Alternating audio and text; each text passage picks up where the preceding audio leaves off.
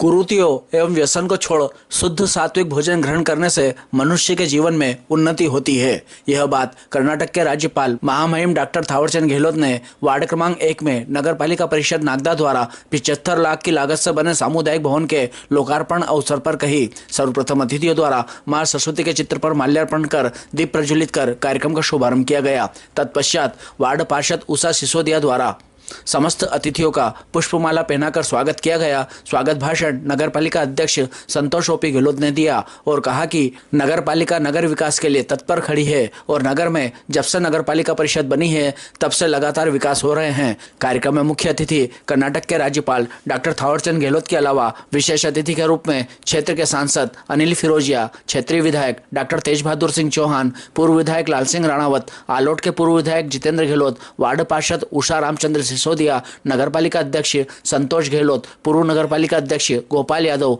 उपाध्यक्ष सुभाष शर्मा मंचासीन थे। कार्यक्रम में विधायक डॉक्टर तेज बहादुर सिंह चौहान ने वार्ड क्रमांक 1 में किचन शेड बनाने के लिए घोषणा की एवं माननीय सांसद अनिल फिरोजिया ने गेट के लिए 10 लाख रुपए की घोषणा की। सांसद प्रतिनिधि ओपी गहलोत ने राज्यपाल महोदय, सांसद एवं विधायक को 2 मांग पत्र सौंपे जिसमें शहर के वार्ड में सामुदायिक भवन हेतु राशि की मांग की गई। सांसद ने एवं विधायक ने अपने उद्बोधन में नगर विकास के लिए राशि की कमी नहीं आने दी जाएगी ऐसा विश्वास दिलाया। इस अवसर पर वार्ड वासियों के अलावा गौरव यादव, रामकुमार विजय सिंह सिसोदिया, अनिल जोशी, भावना सुभाष रावल, विजय पटेल, प्रकाश जैन, बिट्टू यादव, नरेंद्र सिंह सेंगर, साहिल शर्मा, गोलू यादव, सुबोध स्वामी, छोटे मल्ला, जितेंद्र कुशवाहा, जाहिद अली, रूपम ठाकुर, असलम खान, गोपीलाल निर्मल, श्याम मरमट, प्रकाश चौधरी, हरिकिशन लोहरवाड़, पूनमचंद गहलोत, राजेश गहलोत, लोकसभा विस्तारक कैलाश जटिया, भूपेंद्र चटावत, भवानी सिंह देवड़ा, दौलतराम प्रजापत, शरद चौहान आदि उपस्थित थे। इस अवसर पर वाल्मीकि समाज द्वारा सामुदायिक भवन का नाम अंबेडकर भवन के नाम से करने की बात कही जिसे नगर पालिका अध्यक्ष ने नियम का परिपालन कर रखने की बात को स्वीकार किया। कार्यक्रम का संचालन मंडल अध्यक्ष सीएम अतुल ने किया व आभार वार्ड पार्षद उषा रामचंद्र सिसोदिया ने माना। मातृशक्ति निश्चित ही सरकार द्वारा लगातार प्रत्येक क्षेत्र को विकसित करने के लिए इस प्रकार के निर्माण कार्य, विकास कार्य किए जा रहे हैं। उसी तारतम्य में सरकार द्वारा नगर पालिका परिषद द्वारा आज वार्ड नंबर 1 में इस 75 लाख रुपए के सामुदायिक भवन का निश्चित ही ये सामुदायिक भवन आज इस क्षेत्र के लिए बड़ी सौगात है। और जब से वार्ड नंबर 1 में रामू सिसोदिया बहन ने इस वार्ड का प्रतिनिधित्व स्टार्ट किया है, लगातार इस वार्ड में विकास की गंगा बह रही है। हम देख रहे हैं कि वार्ड नंबर 1 में सब संजीवनी क्लिनिक भी बहुत जल्दी अमल में आने वाला है। वार्ड नंबर इसी 1 में 40 लाख रुपए की नाली और सीसी बनाएगी। इस वार्ड को लगातार विकास की दिशा में अग्रसर करने का हमारी बहन और नगर पालिका परिषद द्वारा और सरकार के द्वारा लगातार किया जा रहा है। हमारे वरिष्ठ आशीर्वाददाता आज भी इस वार्ड में पधारे और निश्चित ही जब कोई वरिष्ठ पधारता है तो कहीं ना कहीं शुभ संकेत होते हैं। आज हमारे वरिष्ठ आशीर्वाददाता इस वार्ड में पधारे हैं तो हम भी इस वार्ड को और सौगातें मिलने वाली है। सरकार की ओर से लगातार निर्माण कार्य, विकास कार्य के लिए राशि हमको दी जा रही है। मैं आज के इस अवसर पर हमारे सभी मंचासीन अतिथि और आप सब लोगों का सरकार की ओर से, परिषद की ओर से आप सबका हृदय से स्वागत, वंदन, अभिनंदन करता हूं और आप सब वरिष्ठ मंचासीन अतिथियों का आशीर्वाद, मार्गदर्शन परिषद को ऐसा ही मिलता रहे, ऐसी मैं आप सबसे अपेक्षा करता हूं। वार्डवासियों से निवेदन करूंगा कि निश्चित ही सामुदायिक भवन आज आपके लिए बहुत ही बड़ी सौगात लेके आज हमारे वरिष्ठ अतिथि आए हैं। यह सामुदायिक भवन ऐसा ही बना रहे, इसकी देखरेख आप सब लोगों के नेतृत्व में। माननीय सांसद जी हमारे बीच उपस्थित है, माननीय सांसद जी का भी स्वागत, वंदन, अभिनंदन करता हूँ। के अंदर अनुसूचित जाति बस्ती के अंदर उनके विकास की प्रेरणा को बढ़ाने के लिए हमारी सरकार हमेशा तत्पर रहती है। आज ये आपके बीच में जो वार्ड नंबर 1 के अंदर सामुदायिक भवन नगर पालिका और हमारी सरकार द्वारा बनाया गया, ये सबसे बड़ी सौगात है कि अनुसूचित जाति बस्ती के अंदर विकास किस प्रकार हुआ जाए और विकास की गंगा बहाने के लिए मध्य प्रदेश की सरकार हमेशा तत्पर रहती है। आपने पहले भी देखा होगा कि पहले की सरकारों ने कितने काम किए हैं, पर शिवराज सिंह जी के नेतृत्व के बाद अब हमारे ही लोकप्रिय सीएम साहब मोहन जी के नेतृत्व में और डॉक्टर साहब के नेतृत्व में विकास की गंगा बहाने लगे हैं। आज हम चाहते हैं कि अनुसूचित जाति बस्ती के अंदर जो सामुदायिक भवन बना है, क्योंकि हमारे अनुसूचित जाति के बस्ती के जो लोग हैं उनको धर्मशाला नहीं मिलती थी और बस्ती के अंदर एक बड़ा कोई कार्यक्रम हो, यहाँ ये सामुदायिक भवन जो बना है, ये सामुदायिक भवन आप लोगों को समर्पित है, इस वार्ड वालों को समर्पित है, आसपास के वार्ड वालों को समर्पित है। इसके अंदर आपके आयोजन जो भी होंगे वो एक सुचारू रूप से संचालित होंगे। आज नगर पालिका ने जो ये सौगात इस वार्ड को दी है, इस वार्ड के अंदर हम संजीवनी हॉस्पिटल जो 35 लाख रुपए का बनने वाला है वो भी जल्दी आपके बीच में है, उसका भी हम शुभारंभ करेंगे। इस वार्ड के अंदर जब टीकाराम जी थे उस वक्त इस वार्ड की क्या हालत थी आप लोग जानते हैं। और उसके बाद हमारे एक और पार्षद आए थे शाबू भैया, उनने भी कई विकास किया है। और जब मैं इस वार्ड के अंदर आता था, मैं यहाँ का प्रभारी था, उस वक्त इस वार्ड को लोग कहते थे कि भारतीय जनता पार्टी कभी नहीं जीत पाएगी। आज आप ही के बीच में हमारी उषा बहन जो कि हजारों वोट से जीत कर आई है और यहाँ की विकास गंगा को बहाने के लिए तत्पर है। मैं ये कहना चाहता हूँ, जब जब भाजपा आती है विकास लेकर आती है, और विनाश का कारण कांग्रेस है। और कांग्रेस ने 70 साल जो राज किया है आप लोग भली भांति जानते हैं। और माननीय शिवराज सिंह जी के नेतृत्व में, मोहन जी के नेतृत्व में जो अब सरकार बनी है, विकास की गंगा बहाने के लिए हम तत्पर हैं। आज हमारी केंद्र के अंदर नरेंद्र मोदी जी की सरकार है और केंद्र के अंदर नरेंद्र मोदी जी की सरकार के अंदर हमारे माननीय सांसद अनिल फिरोजिया जी भी है। और अनिल फिरोजिया ने भी हजारों करोड़ों की सौगातें दी है उज्जैन जिले के अंदर। आज मैं उनको भी धन्यवाद देना चाहता हूं, क्योंकि आज ये उज्जैन जिला गौरवान्वित है कि आज हमारे गांव में ही, हमारे शहर के, हमारे उज्जैन जिले के सीएम है और उज्जैन जिले की विकास के लिए उनने 70,000 करोड़ के बांध बनाने का जो प्रयोजन लिया है, जो राजस्थान सरकार और मध्य प्रदेश सरकार के अंदर, आज यहाँ पर कभी भी कोई भी किसान अपनी खेती को पानी पिलाने से वंचित नहीं रहेगा और पीने का पानी भी हमें सुनिश्चित मिलेगा। नरेंद्र मोदी जी की सरकार के अंदर नल से जल हम हर घर तक पहुंचा रहे। हमारी नगर पालिका भी उसको नल के जल को घर घर तक पहुंचा रही है। और ये विकास की गंगा आप लोगों के आशीर्वाद समर्थन से मिली है और आपके आशीर्वाद समर्थन से भारतीय जनता पार्टी का पुनः परचम लहरा है। और हमारी भारतीय जनता पार्टी के उज्जैन संसदीय क्षेत्र से भी हमारे अनिल फिरोजिया को वापस से पुनः सांसद बनाए। इतना ही कहकर मैं ये सामुदायिक भवन बनाए नगर पालिका के हर कर्मचारी को बहुत बहुत शुभकामनाएं देता हूँ, सभी पार्षदों को बहुत बहुत शुभकामनाएं देता हूँ और हमारी अध्यक्ष महोदय को भी बहुत बहुत शुभकामनाएं। आज हमारे मुख्य अतिथि यहाँ आए, मैं उनके चरणों में वंदन देके अपनी वाणी को विराम देता हूँ। जय हिंद, जय भारत। आज अपार खुशी है कि नगर पालिका ने लगातार इस चेतनपुरा के विकास में सदैव जब भी कोई कार्य योजना बनाई तो निश्चित चेतनपुरा की कभी उपेक्षा नहीं हुई। चेतनपुरा में पहले स्कूल भी नहीं हुआ करता था, आंगनवाड़ी भी नहीं हुआ करती थी, हमारे नगर पालिका के द्वारा ही बनाई गई है। और आज फिर एक बहुत बड़ी सौगात नगर पालिका ने इस क्षेत्रवासियों को दी है। हम दशहरा मैदान में यहाँ के चेतनपुरा के लोग जाके शादियां और ब्याह करते थे और कार्यक्रम करते थे। आज आपको बहुत बड़ी सौगात, एक 75 लाख रुपए का सामुदायिक भवन बना है, वो अपने आप में एक अद्वितीय है। और नागदा के में ऐसा भवन शायद पहली बार नगर पालिका के द्वारा आपको सौगात के रूप में इस वार्ड वासियों को दिया है। मैं नगर पालिका के इस ऐतिहासिक कार्य के लिए पूरी परिषद को, अध्यक्ष, उपाध्यक्ष और सभी सम्मानीय विधायक, सांसद जी को बहुत बहुत अभिवादन करता हूं कि नागदा में कई क्षेत्रों में ऐसी कार्य की आवश्यकता है और आने वाले दिनों में आप करेंगे और नगर पालिका करेगी। पुनः नगर पालिका का सत अभिवादन, धन्यवाद। तो मैं मेरी ओर से भी अध्यक्ष जी को आग्रह करता हूँ, पूरी परिषद को आग्रह करता हूँ कि आप इसका नामकरण करें, आज आदेश भी दे दे, परिषद में इसको स्वीकृत भी कर ले। तो एक तो उनके साथ मेरा भी आपका आग्रह हो जाए। दूसरा, जूना नागदा में अभी जब मैं गया था तो वहाँ मांग की थी कि हमें एक सेट मिल जाए। मैंने वैसे वहाँ सहमति दी थी, राशि नहीं कही थी। मैं 10 लाख रुपए आज उसकी राशि भी बता रहा हूँ कि आप 10 लाख रुपए में बढ़िया सेट बनाइए, एक किचन और उसमें टॉयलेट भी बनाइए वहाँ, ताकि शादी ब्याह या कोई काम करने में वहाँ लोगों को असुविधा ना हो। लेकिन उसके साथ एक मेरा आग्रह भी है, पंचोली जी सुन लें। ग्राम बेरछा में 6 लाख रुपए का सेट बना, एक बार उसको जाकर देखा, उससे कमजोर नहीं बनना चाहिए। वहाँ गायत्री मंदिर पर भी बन रहा है और बेरछा में भी बन रहा है। उससे अच्छा बनाएंगे तब तो ठीक है। उसकी लागत 6 लाख रुपए।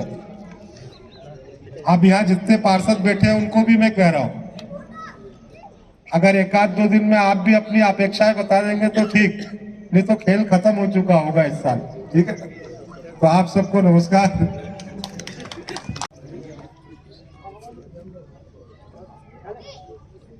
माँ सरस्वती के चरणों में नमन करती हूँ। आदरणीय मेरे बड़े भाई साहब कर्नाटक के राज्यपाल जी, मेरे बड़े भाई साहब, उनके चरणों में चरण स्पर्श करती हूँ। मंचा से सभी के चरणों में चरण स्पर्श करती हूँ।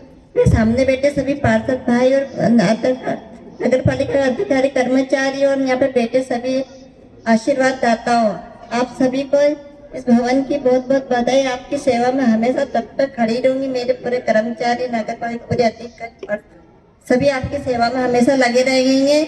आप जब बेझिझक आप हमेशा हमें फोन करके बता सकते, कोई भी परेशानी हो हमेशा आपके तट पर खड़ी रहूंगी। जय हिंद, जय भारत, जय माता। मेरे पूर्व वक्ताओं ने सब बात कही। मैं सिर्फ इतना कहता हूं कि आपने अगर प्रधानमंत्री जी को सुना तो उन्होंने कहा है 4 जातियां हैं, एक महिला, युवा, किसान, मजदूर। और जब उन्होंने पहली बार भाषण दिया, जब उन्होंने शपथ ली तो उनका भाषण था पहली बार कि मेरी सरकार गरीब, किसान, मजदूर की सरकार, सबका साथ, सबका विकास, सबका विश्वास और सबके लिए प्रयास। और जो जो उन्होंने कहा उसका उन्होंने अक्षरशः पालन कर। और आज भी उनकी जितनी योजनाएं हैं सब गरीब, किसान, मजदूर के लिए योजना है। मैं कितनी योजना गिना, मेरे को 2 घंटे लगे। उसी योजना के अंतर्गत आज ये अनुसूचित जाति बस्तियों में भी विकास हो रहा है और हमारे लोगों को फायदा मिल रहा है।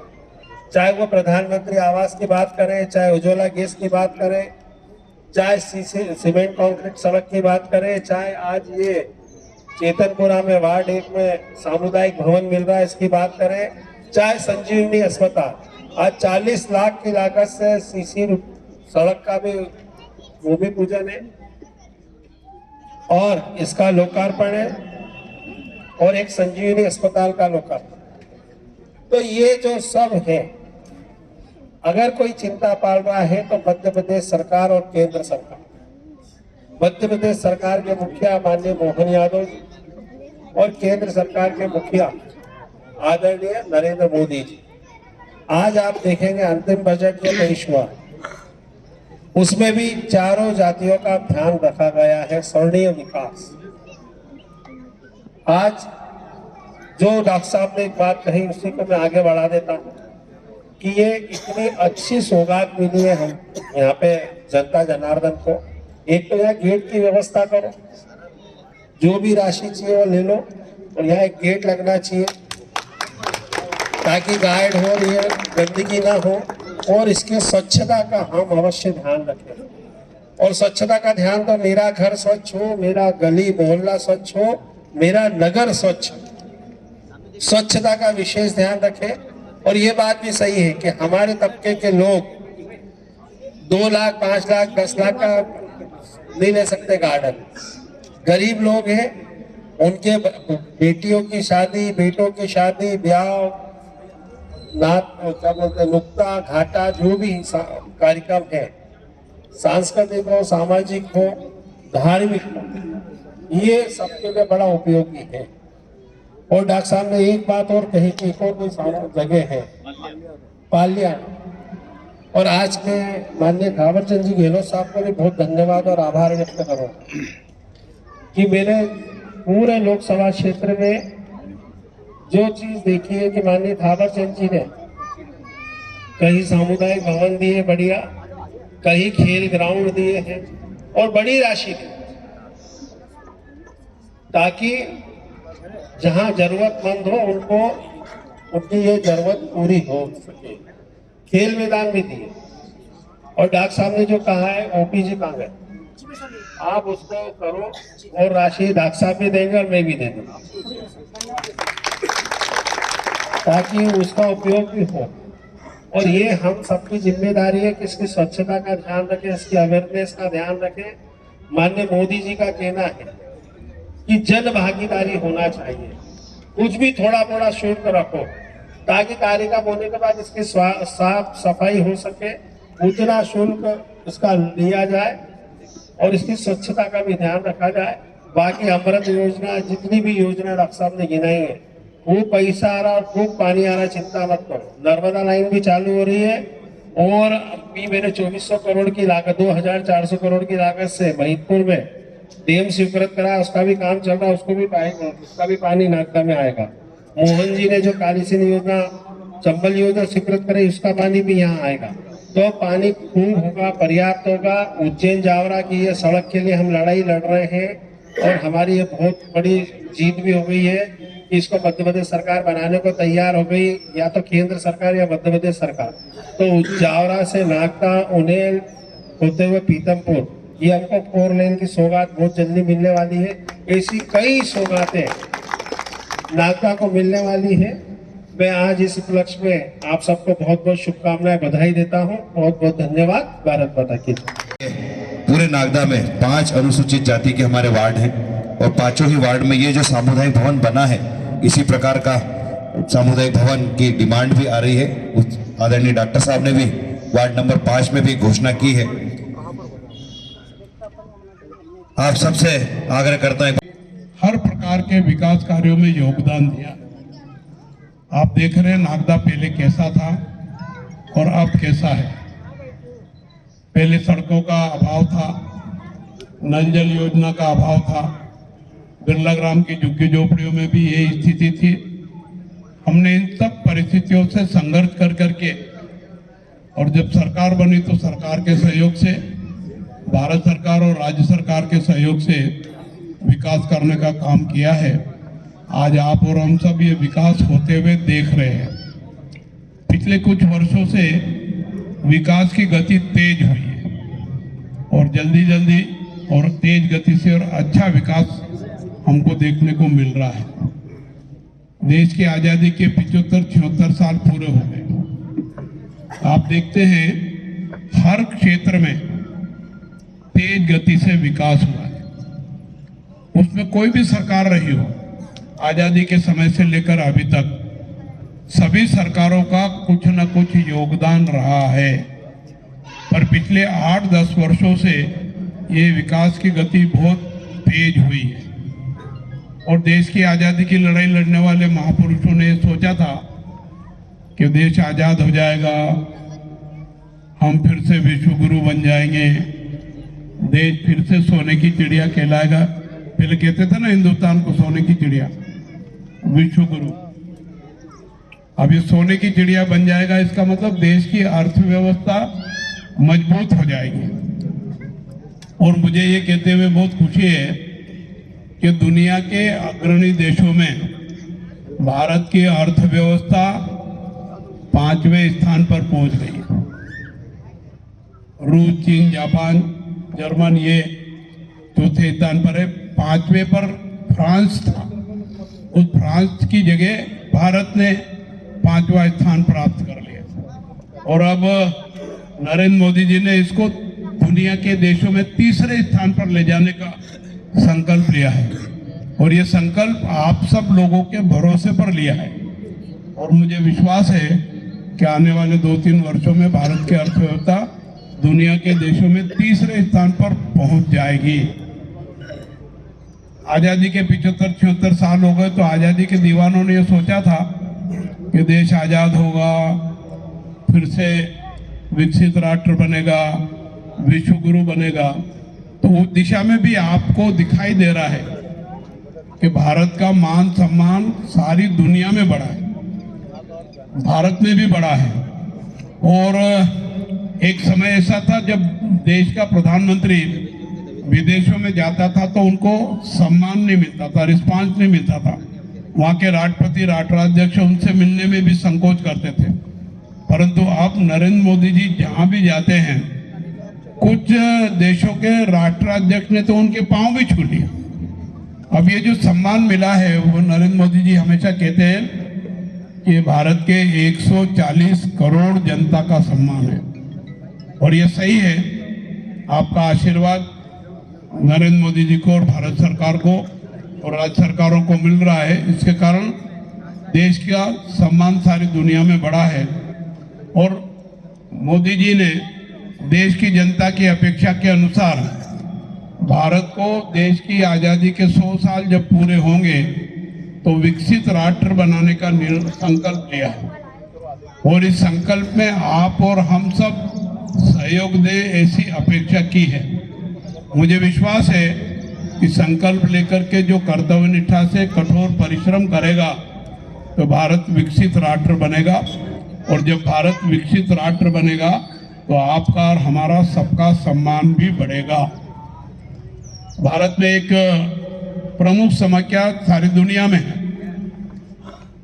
पर्यावरण बिगड़ रहा है। और पर्यावरण को सुधारने के लिए आप और हम सब छोटा छोटा सहयोग करेंगे तो इसमें सुधार की गुंजाइश होगी।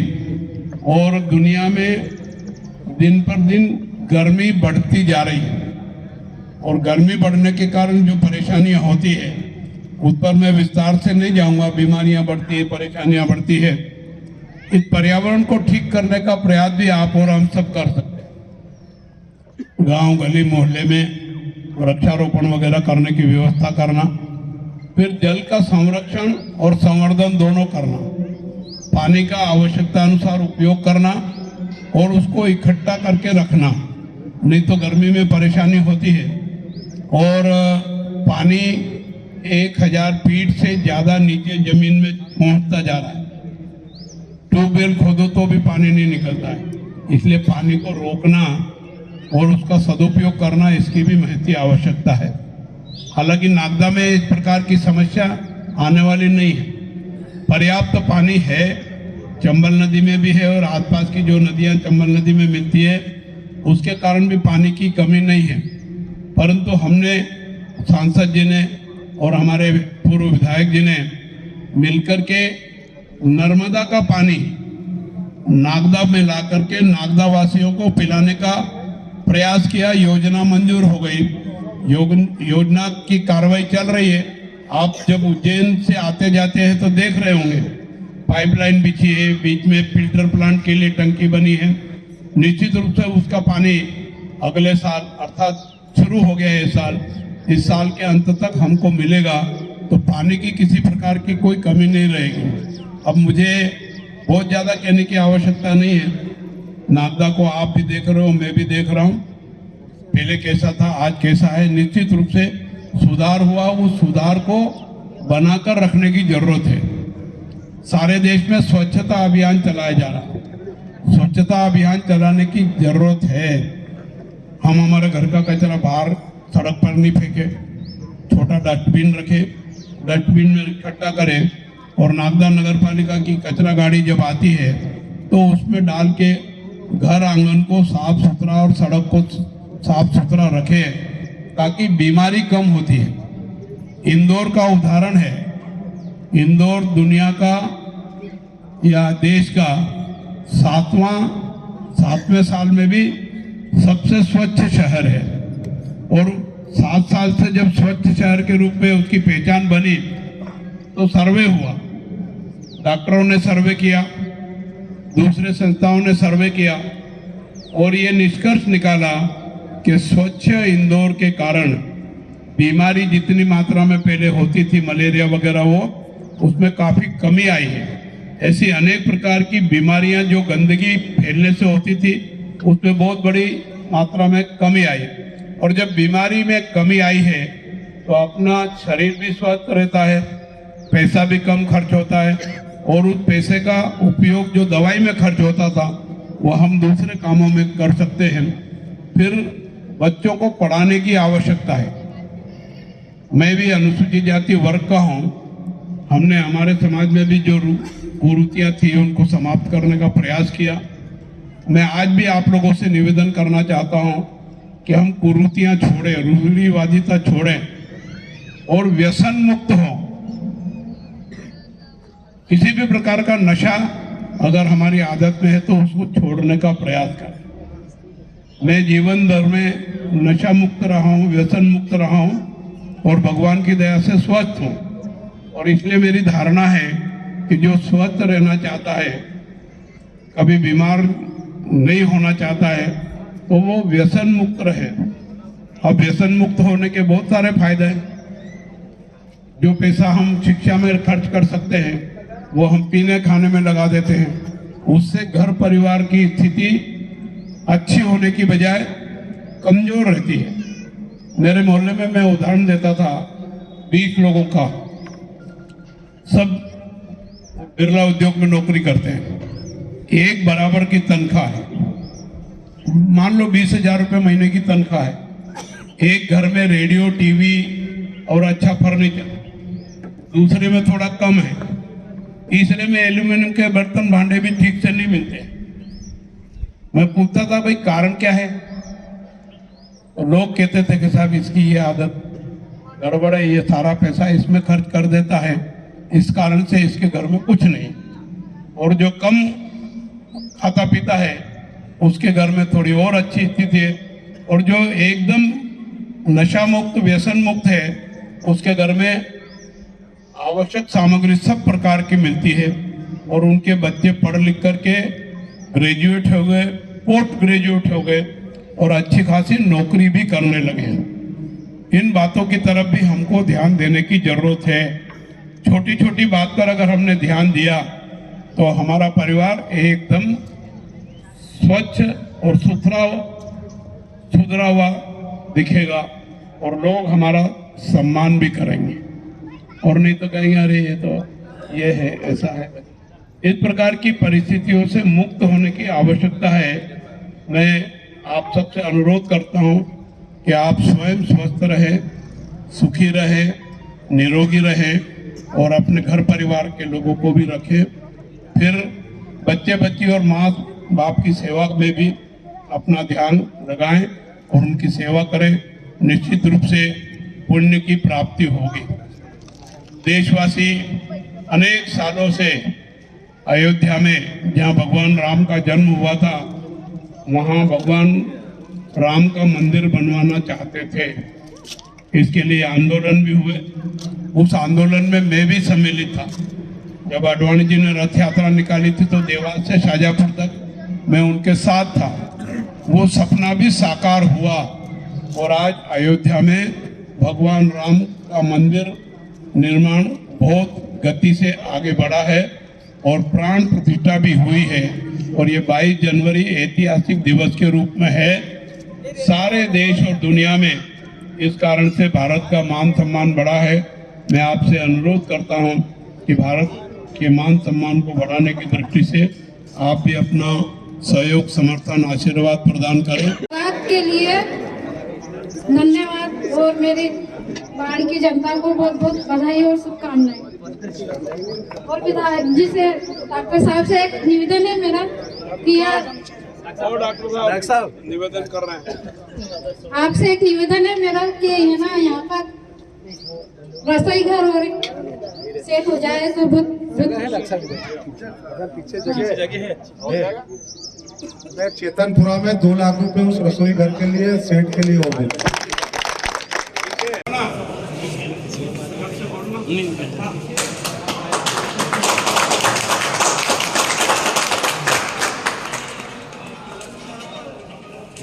बधाई, शुभकामनाएं सबको।